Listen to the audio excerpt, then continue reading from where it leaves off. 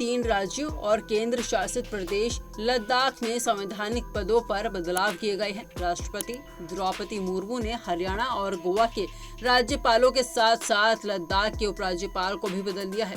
इन नए चेहरों में एक पूर्व उप मुख्यमंत्री हैं, एक अनुभवी शिक्षाविद हैं और एक पूर्व केंद्रीय मंत्री और एक रिटायर्ड ब्रिगेडियर की जगह लेने वाले राजनेता हैं। विस्तार से समझते हैं कि कौन है ये नए राज्यपाल और उपराज्यपाल और क्या है इनकी पृष्ठभूमि। सबसे पहले बात करते हैं लद्दाख की।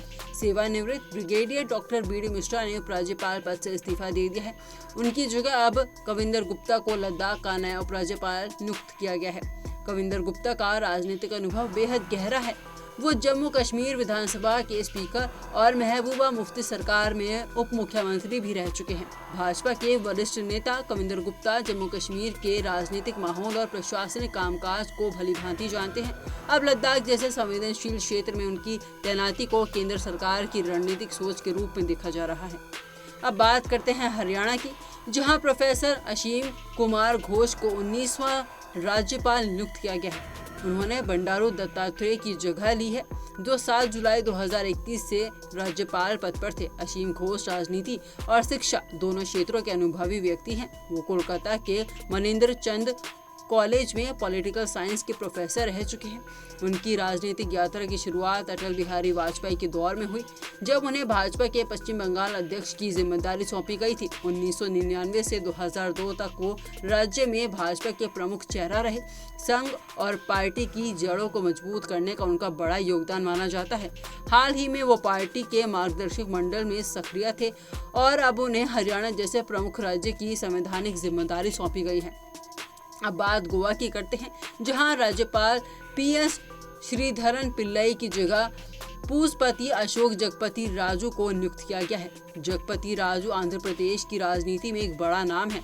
1978 से 2014 तक लगातार 7 बार विधायक चुने गए। उन्होंने वित्त, योजना, विधायिका और राजस्व जैसे मंत्रालयों को संभाला। साल 2014 में वो विजयनगरम से लोकसभा सांसद चुने गए और नरेंद्र मोदी सरकार में नागरिक उड्डयन मंत्री भी बने। हालांकि साल 2018 में आंध्र प्रदेश को विशेष राज्य का दर्जा न मिलने पर उन्होंने टीडीपी के अन्य नेताओं के साथ इस्तीफा दे दिया था। अब उन्हें गोवा जैसे पर्यटन और राजनीतिक रूप से अहम राज्य की बागडोर दी गई है।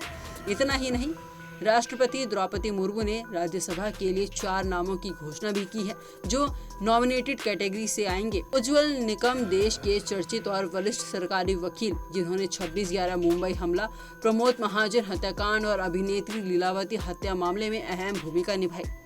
सदानंद मास्टर केरल के वरिष्ठ समाजसेवी और शिक्षाविद हैं, जो वर्षों से शिक्षा के क्षेत्र में काम करते आ रहे हैं और सामाजिक सुधारों में भी इनकी उतनी ही भागीदारी रही है।